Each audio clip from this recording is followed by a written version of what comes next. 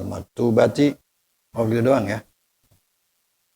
Dari Abi Abdillah Jabir bin Abdullah Al-Ansari. Jadi radhiyallahu anhuma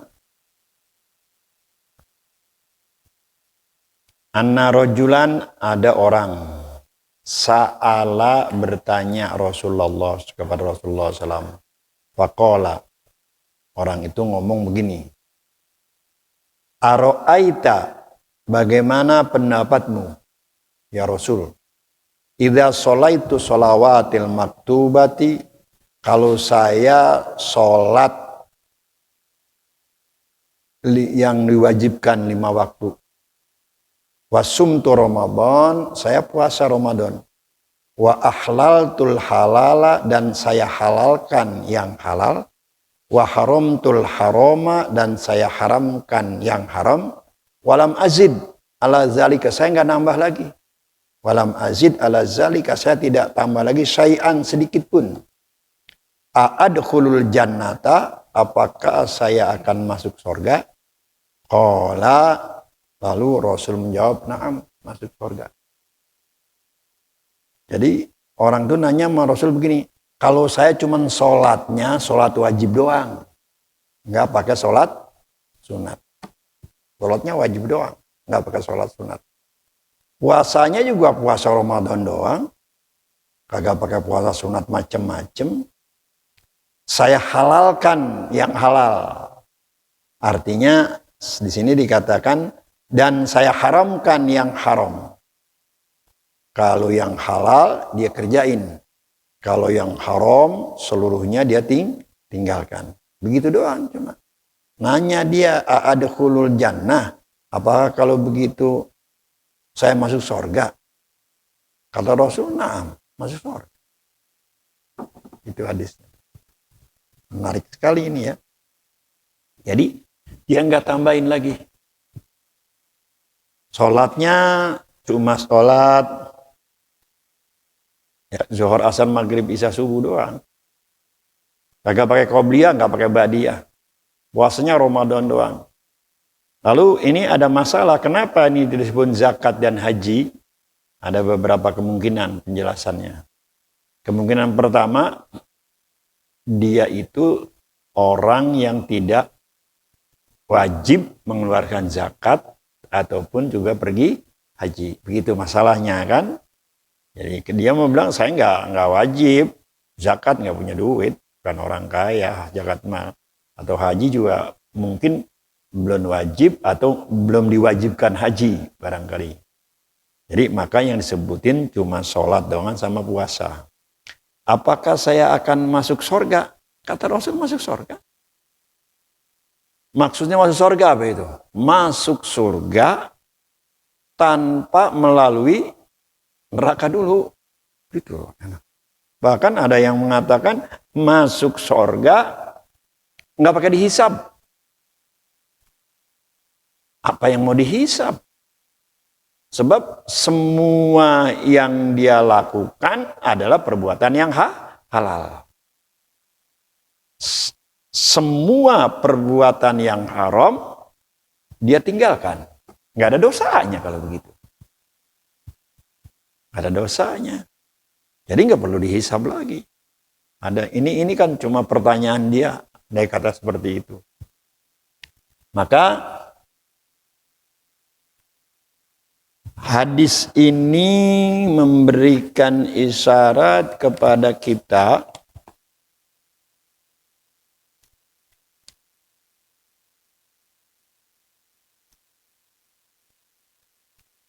yang pertama,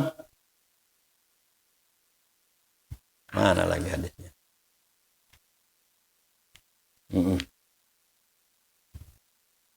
Annar rajula sa'il ismu An-Nu'man bin Qaukol, nama yang nanya itu ya namanya Nu'man bin Qaukol. Qaukol namanya dia itu. Jadi dia nanya seperti itu, bagaimana pendapatnya Rasulullah SAW. Walam azid ala zalika say'an minat tatawu'at. Saya nggak tambahin. Cuman itu doang. Artinya saya nggak tambahin dengan ibadah sunnah. Apa saya masuk surga? Min ghairi iqabin. Nggak diseksa dulu. Kan semua orang yang beriman masuk surga. Ini mah nggak diseksa dulu, langsung masuk surganya.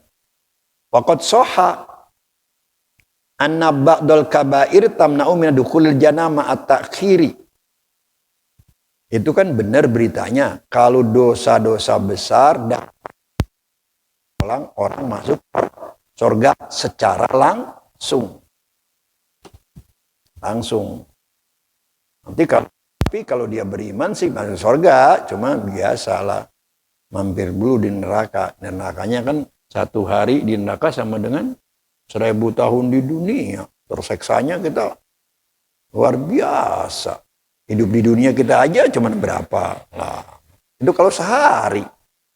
Nah kalau ente dimasukin sebulan aja, Masya Allah, lamanya bukan main.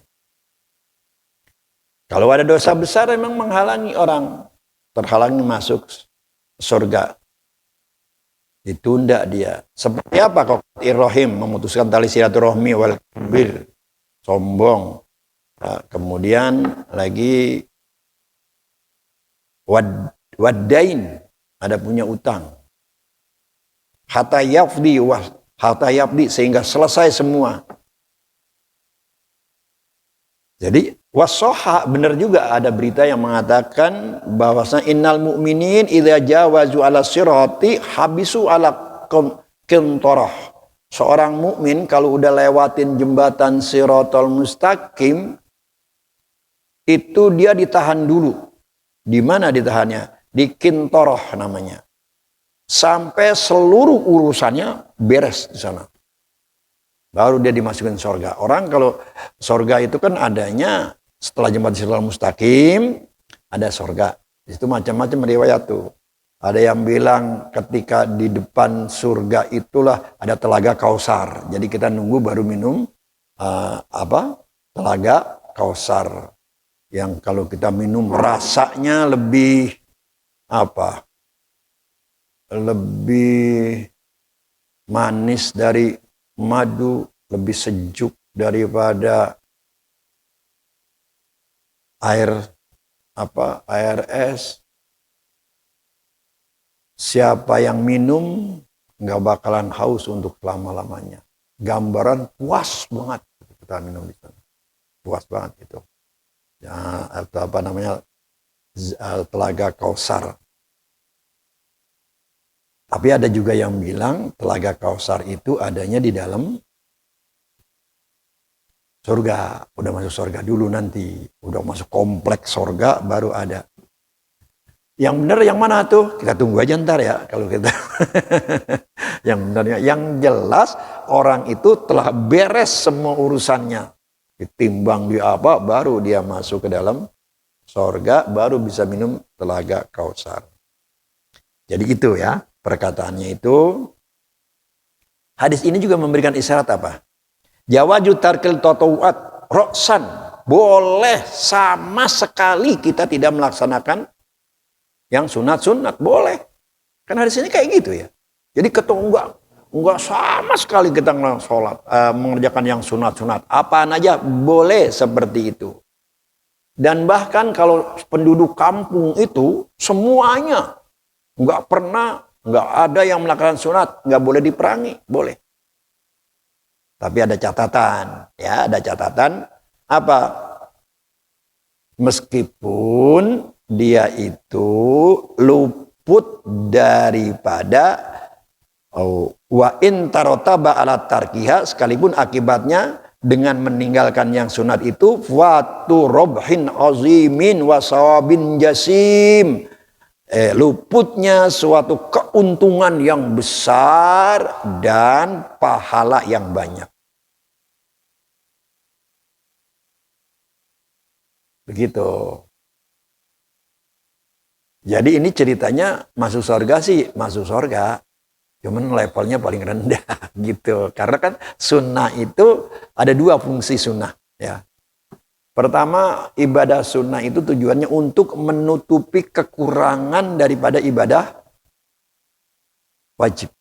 Jadi kalau kita sholat sunnah, itu bisa menutupi kekurangan sholat wajib. Kurangnya maksudnya bukannya kurang nggak sah, bukan. Kurangnya nggak khusyuk.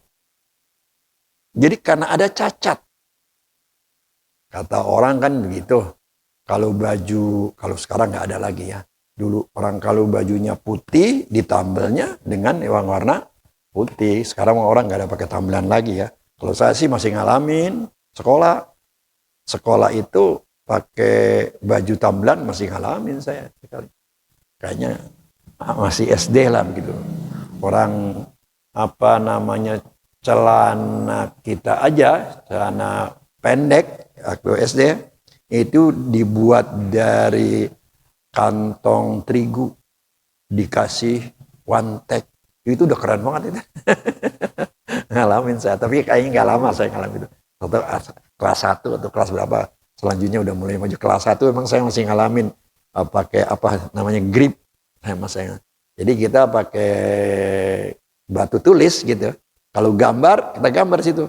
Ntar dinilainya sama pak gurunya di pipi kita di 7 macam aja ya dulu. Nah itu keadaannya kayak begitu ya. Boleh sama sekali kita tidak meninggalkan yang sunnah. Cuma kayak tadi. Yang kedua, ya, jadi kan untuk menutupi kekurangan ya. Jadi kalau puasa ditambelnya mah puasa. Mah puasa juga, warna putih tambel putih, warna merah merah, begitu maksudnya.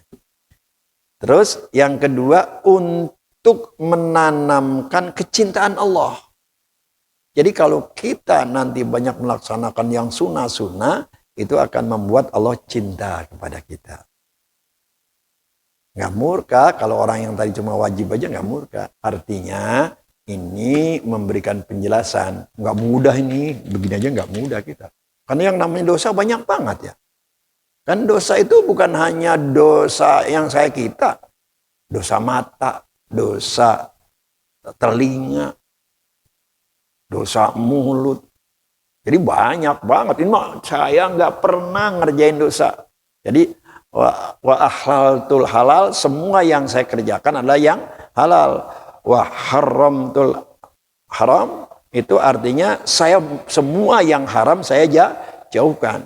Gak ada dosa seperti itu. Jadi hadis ini memberikan isyarat kayak kita boleh kayak gitu ya.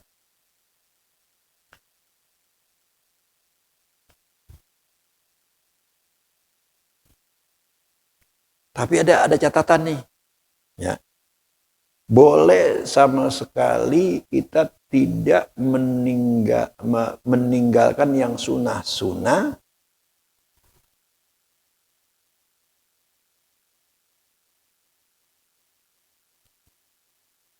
Hanya dikatakan itu li'anna mudawamatu tarkiha tadulu ala tahawuni fiddin. Karena kalau kita ninggalin semuanya yang sunnah menunjukkan kita itu menyepelekan masalah-masalah agama. Illa ayyaksida bitarka istighfafan biha warugbatun ahda fayakfuru. Kalau ninggalinnya itu tujuannya, niatnya dia nggak mau seperti itu. Menyepelekan yang sunat. Atau kagak suka rugbah anha, benci sama sunat, kafir kalau begitu. Kafir kalau begitu. Jadi kalau dia anggap sepele, kan cuma sunat, nggak boleh bang. Itu kan cuma sunat. Itu ngomong begitu nggak boleh tuh. Cuma yang bolehnya gimana? Kenapa nggak ngerjain sholat sunat? Males gitu. Kalau males nggak apa-apa, males ah. Tapi dia tahu kan kalau sunat itu penting. Cuman dia nggak mau, kenapa? Males ah. Kok kenapa nggak puasa sunat? Ah, males ah, capek. Tapi kalau ngomong begini, kenapa nggak melaksanakan sholat sunat? Ya kan itu kan sunat. Itu namanya menyepelekan. Nggak boleh. Kalau sampai dia itu malah benci, nggak suka dengan yang sunat, bisa jadi kafir. Ada yang ulama yang mengatakan kafir. Kayak tadi. Jadi ini hadis ini hanya menjelaskan hal seperti itu ya. Kemudian hadis yang berikutnya lagi. Yang ke-22.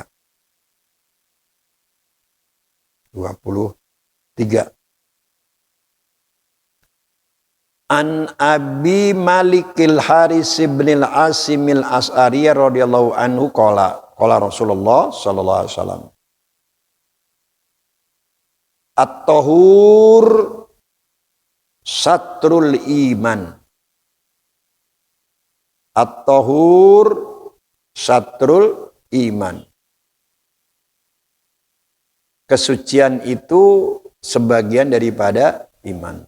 At-tuhur ya, bukan tuhur ya. At-tuhur satrul iman. Kesucian itu separuh daripada iman. Walhamdulillahi tamla'ul mizan. Walhamdulillah dan alhamdulillah tamla'u memenuhi mizan, timbangan nanti di akhirat.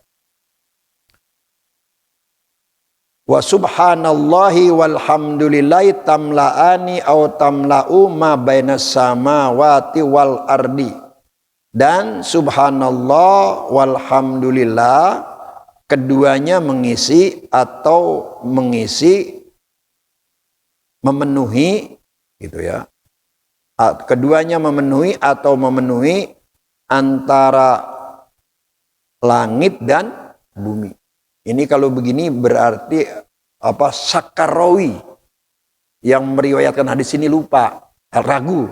Isinya apa tamla'u, apa tamla'ani begitu ya. Bukannya Nabi ngomong begitu, bukan. Jadi rawinya yang lupa itu. Yang bukan lupa, ragu, dia ragu.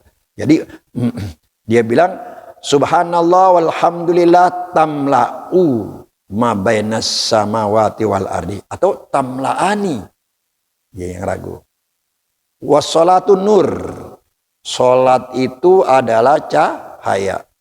Wassadaqatu burhan. Sedekah itu adalah burhan, bukti pembenarannya. Wassabru diaun. Sabar itu cahaya. Atau di sini diartikan pelita. Wal Qur'anu hujjatun laka wa alaika. Al-Qur'an itu hujjatun laka, membela kamu, au alaika, atau justru menghujat kamu. Jadi begitu bedanya tuh. Laka yang menguntungkan, ala yang membahayakan. Jadi Al-Quran kita baca doanya gimana ya? Waj'al hujjatan lana, kan gitu. Waj'al hujjatan lana. Jangan sampai kita minta hujatan alaika. Quran malah menghujat kita, bukannya nolongin, malah mencelakakan kita. Kullun nasi yagdu, setiap orang yagdu pagi-pagi ya. Ya.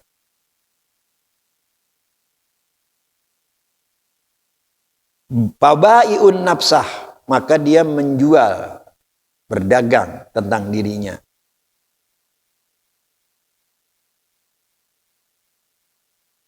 Famu'tikuha, apakah dia memerdekakan dirinya ataukah au mubiquha, atau dia mencelakakan dirinya.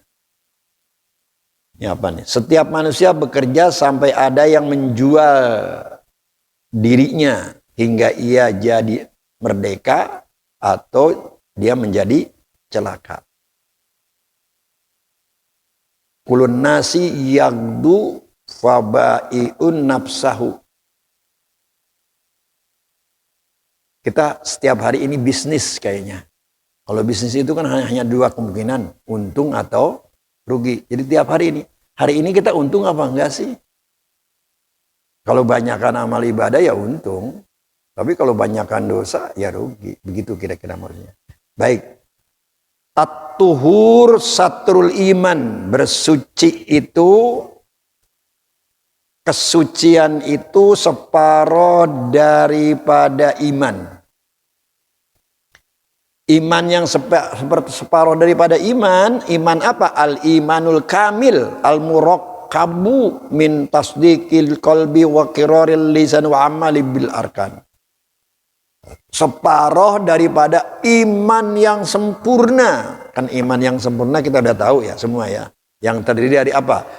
Dibuktikan dengan diucapkan dengan lidah, dibenarkan dalam hati, dan dibuktikan dengan perbuatan. Itu iman yang kayak begitu. Kesucian itu separuh daripada iman. Suci di sini ada yang wajib, ada yang sunnah. Dua, suci di sini dimaksudkan suci lahir dan batin. Jadi suci daripada lahir ataupun hati kita suci, batin kita suci. Kalau suci badan yang wajib apa? Wudu. Ya. Jadi itu ada yang mengatakan nih memang di sini Ibnu Majah dia mengatakan, Ibnu Hibban juga kata isbaghul wudu'i satrul iman.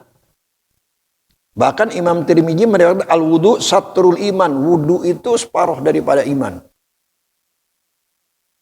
Menyempurnakan wudu itu separuh daripada iman.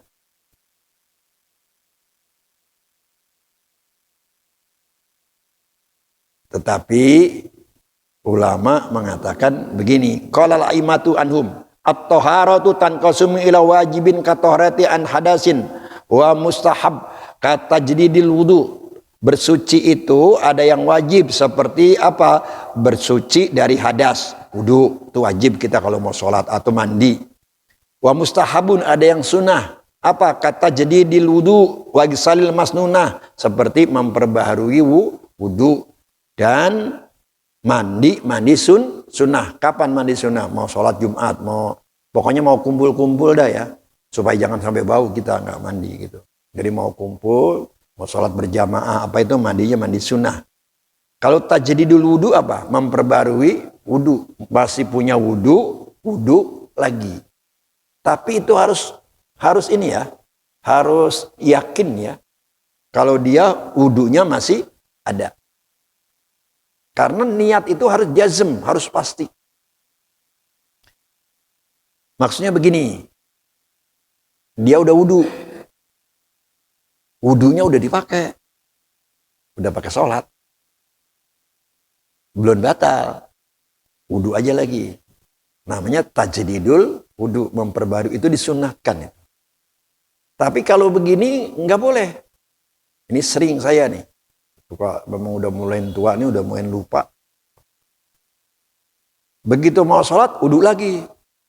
Tadi udah batal apa? Belum ya, begitu. Wudu aja lagi dah. Kalau memang belum batal ya tajdid dulu wudu. Kalau udah batal ya wudu lagi. Nggak sah tuh wudunya begitu. Jadi niat tuh harus mantap. Nggak sah kalau yang begitu, kata ulama nggak sah. Pakai ragu-ragu dia wudunya wudu apa itu? Nggak bisa, niat tuh harus mantap. Maka saya kalau ragu-ragu seperti itu, saya batalin aja udah. Jadi saya pegang kemaluan, batal dah. Tenang kan? Daripada ragu-ragu kita gimana solusinya? Memang itu kiai ngajarinnya gitu. Udah daripada ragu-ragu begitu, kalau udah tua nanti Anda juga bisa ngerasakan gampang kita ragu-ragu kayak begitu. Lupa maksudnya, ya udah kita batalin aja.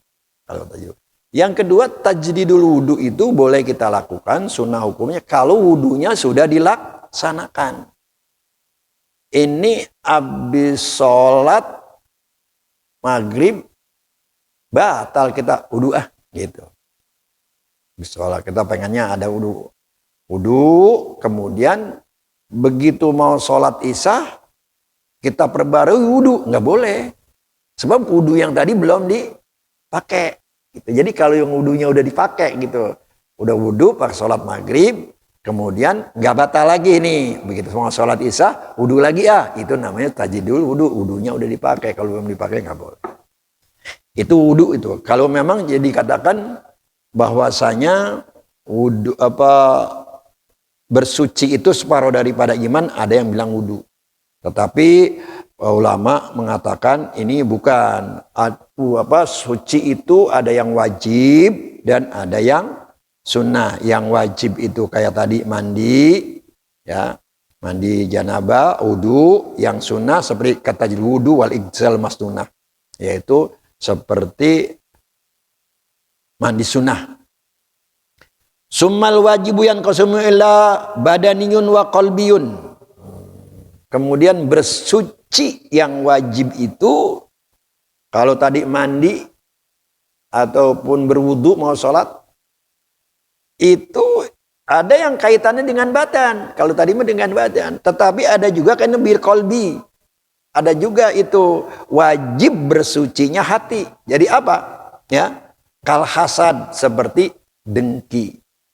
Wal ujub tahu ya? Ujub apa sih? Merasa bangga. Kayaknya sholat gua doang yang paling khusyuk, itu nggak boleh itu gitu ya. Orang sholat pada gerak gua doang kali yang paling khusyuk, kita nggak boleh. Nih puasanya kayaknya yang paling benar gua doang nih, nggak boleh gitu. Atau pokoknya bangga apa saja dah. Ya.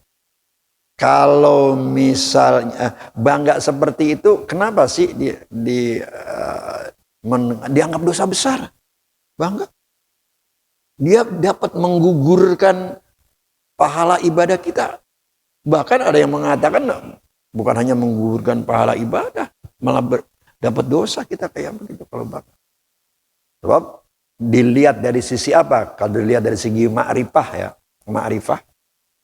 Emang ente bisa sholat, emang perbuatan ente apa?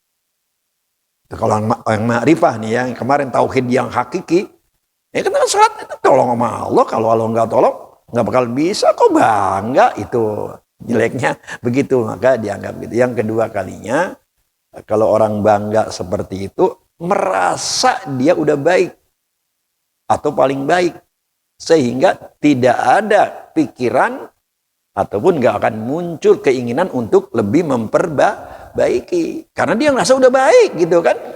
Jadi dia nggak ada rasa memperbaiki, padahal belum tentu baik.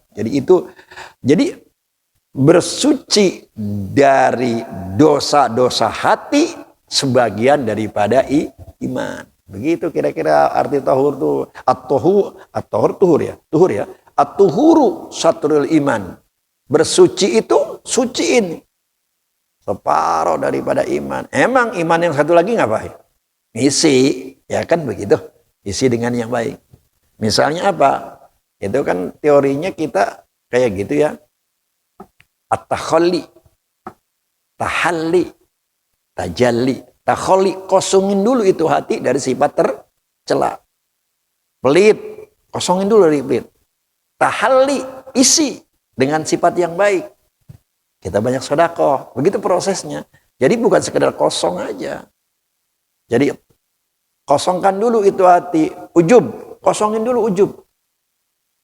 Udah kosong, enggak begitu, baru kita tahalli, apa? Tawadu, kita merendahkan diri di hadapan Allah. Udah teorinya udah saya sampaikan ya, merendahkan diri kita kayak gitu. Misalnya kayak apa, dikasih contoh, kalau ngelihat orang yang lebih tua dari kita anggap dia mah lebih bersih dan lebih banyak ibadahnya daripada saya, kan umurnya udah lamaan, pasti ibadahnya lebih banyak. Memang umurnya masih sedikit. Kalau ngelihat anak yang lebih muda, lebih kecil, kita bilang itu anak itu kecil kayak gitu, umurnya baru sebentar, berarti dosanya dikitan. Kalau gue mah udah lamaan banyak dosanya. Jadi kita selalu memandang seperti itu. Hati kita nanti menjadi bersih. Gitu. Ya. itu bagian separuh daripada iman. Jadi membersihkan itu separuh daripada iman. Tinggal separuhnya lagi tinggal mengisinya. Waduh, cepetan satu aja lagi kali ya. Walhamdulillahi, ya, apa alhamdulillah itu? Tamlaul mizan. Alhamdulillah itu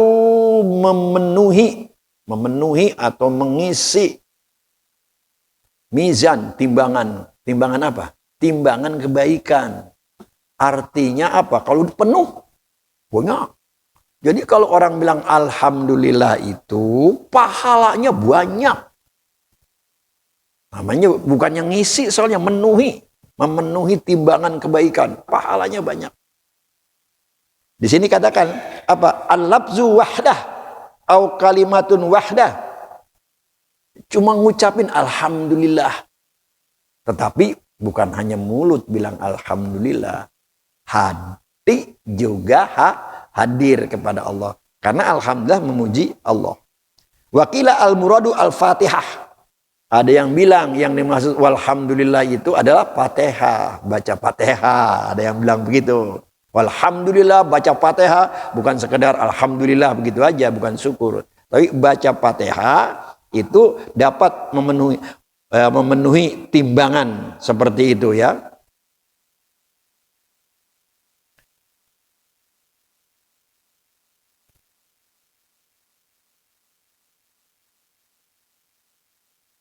Tapi di sini begini, sawabu talaffuzu biha ma'a istighdari maknaha.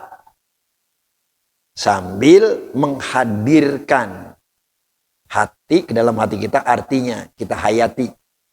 Terus wal id'ani limadluliha, tunduk kita ya kepada dalil-dalilnya yang ada. Jadi apa yang ada di situ di Fatihah itu kita kerjakan. Begitu. Baru tuh memenuhi timbangan. Wah, banyak sekali itu pahalanya. Sebab kalau orang bilang alhamdulillah aja, berarti dia memuji Allah. Orang memuji Allah aja kan udah ingat kepada Allah. Itu sudah berbaik sangka kepada Allah. Itu bagian daripada apa? Bagian daripada kewajiban kita kepada Allah. Karena kita wajib kepada Allah untuk selalu berhusnuzon, berterima kasih kepada Allah. Udah sangat berat, itu nggak mudah memang orang-orang yang bisa mengucap alhamdulillah. Barangkali itu aja kali ya, karena waktunya habis gitu ya. Fatihah.